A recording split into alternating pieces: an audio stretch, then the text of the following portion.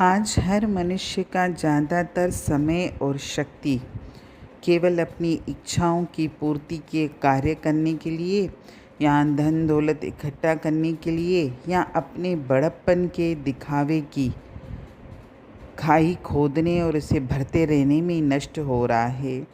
और इसके बाद इतना समय और शक्ति उसके पास शेष बचती ही नहीं कि वो कुछ सोच विचार करे, अपने जीवन को निखारे, संवारे या सुधार करे, या सबसे बड़ी बात परमात्मा से प्रेम करे, परमात्मा के लिए समय निकाले, नहीं करता।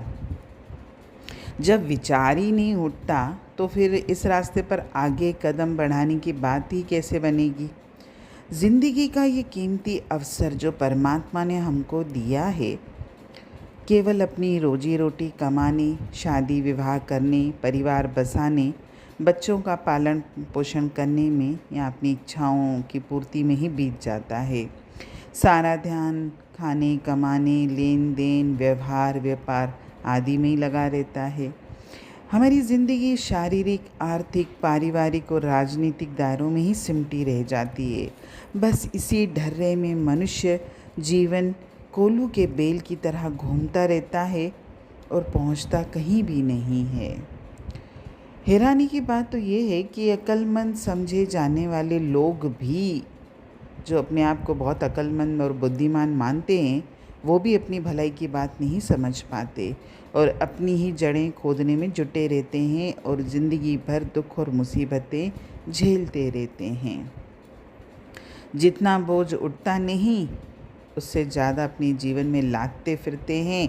और ये तो प्रत्यक्ष आप अपने जीवन में देखिएगा भी, कई लोगों का जीवन ऐसा दिखता है कि उन्होंने अपने जीवन में इतने कार्य ले लिए हैं सिर पर, चाहे वो उनकी ना कैपेसिटी है इतना करने की, ना उनके पास इतना टाइम है, ना वो कर पाएंगे, उतनी क्षमता है भी नहीं। इसके बाद भी वो न जाने कितने कार्य लेके घूमते हैं और इसके भार में ही पिसते फिरते रहते हैं।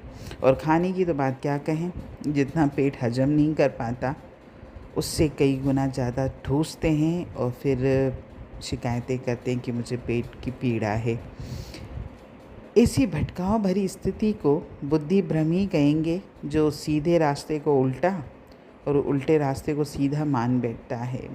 जैसे महाभारत में था ना एक प्रसंग कि द्रौपदी के भवन में जाने पर कौरवों को पानी की जगह ज़मीन और ज़मीन की जगह पानी दिखाई पड़ा था। वैसी ही स्थिति आज मनुष्य की हो गई है।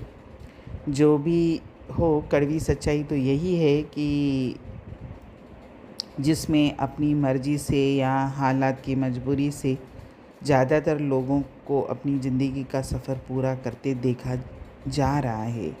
और वाकई ये है भी, भगवान के, परमात्मा के अंश होने के नाते अपने सुधार, निर्माण और परमार्थ के जिस रास्ते पर हमको चलना था वो तो छूट ही जाता है।